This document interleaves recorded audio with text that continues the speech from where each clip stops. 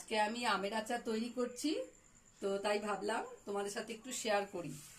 এখানে যতটা পরিমাণ আম ততটা গুড় দিয়ে ফুটিয়ে নিয়েছি।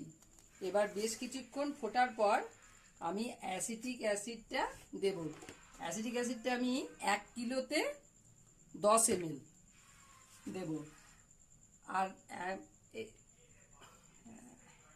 এই যে এখানে আমার 1.5 কিলো আম আছে বলে আমি এটা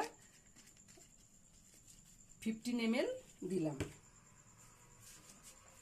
এবার বেশ কিছুক্ষণ ফুটিয়ে নেব।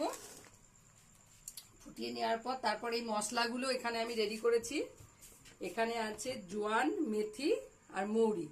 এই 3টে জিনিস আমি একটু কড়াইয়ে নেড়ে তারপরে এটাকে মিক্সিতে গুঁড়ো করে এই আচারের মধ্যে দিয়ে দেব।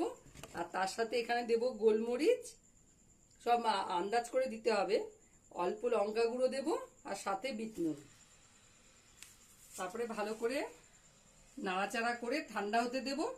ঠান্ডা হয়ে গেলে আমি সোডিয়াম বেনজয়েট অ্যাসিডটা 1 কিলোতে 1 গ্রাম দেব। এই অ্যাসিড দেওয়ার ফলে সারা বছর এই আমের আচারটা ঠিক থাকবে। এমনকি আমি যদি রোদে নাও দিই তাও কোনো সমস্যা হবে না। এটা কিন্তু ভালো থাকবে, একটুও নষ্ট হবে না। যদি তোমাদের ভালো লাগে তাহলে লাইক কমেন্টস করে অবশ্যই আমাকে জানাবে। টাটা।